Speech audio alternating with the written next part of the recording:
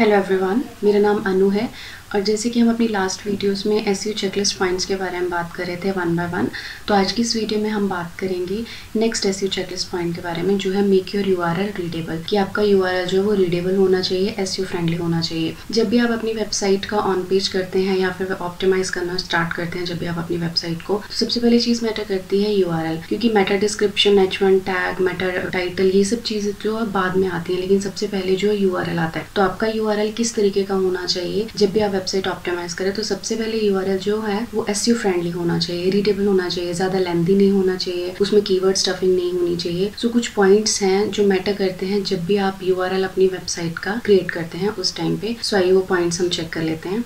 तो सबसे पहला पॉइंट है डिस्क्रिप्टिव।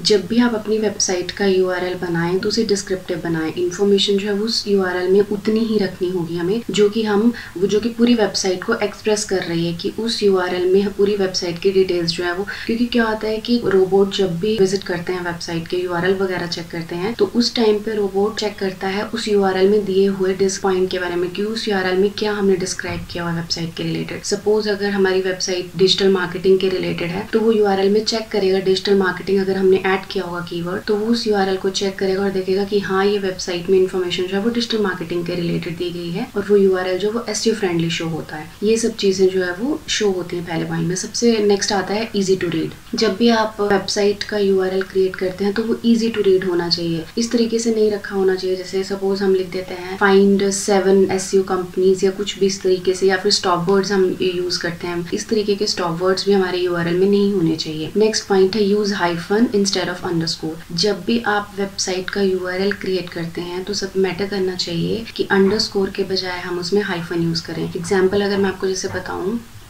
तो जिस तरीके से ये कोई वेबसाइट का एग्जांपल ले रखा है abc.com, अब इसमें जो है वो यहाँ पर अंडरस्कोर दे रखा है और हाइफन दे रखा है, तो इस तरीके से जो है वो इस तरीके का यूआरएल हमारा होना चाहिए https www.abc.com/digital_marketing। इस तरीके का यूआरएल जो वो होना चाहिए, ना कि इस तरीके का यूआरएल होना चाहिए।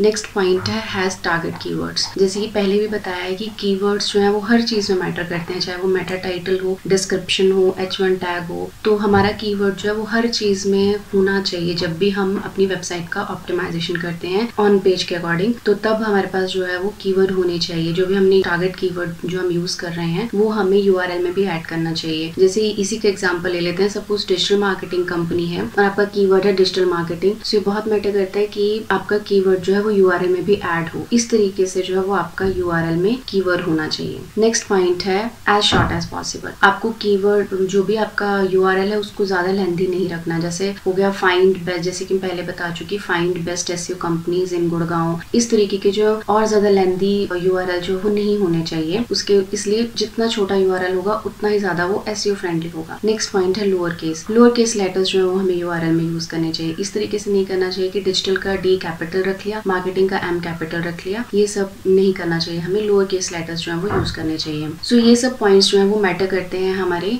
जब भी वेबसाइट को ऑप्टिमाइज करते हैं, तो उसका यूआरएल किस तरीके का होना चाहिए, ये सब पॉइंट्स जो है वो उसमें मैटर करते हैं। आई होप आपको क्लियर हुआ होगा कि क्या क्या पॉइंट्स हैं जब भी हम यूआरएल क्रिएट करते हैं अपनी वेबसाइट के रिलेटेड या फिर लैंडिंग पेजेस के रिलेटेड, तो किस तरीके का यूआरएल हमारा होना चाहिए। ये सब पॉइंट जो है वो आपको बताए हैं। आई होप आपको क्लियर हुआ होगा। सो नेक्स्ट वीडियो में हम नेक्स्ट एसईओ चेकलिस्ट पॉइंट्स के बारे में बात करेंगे।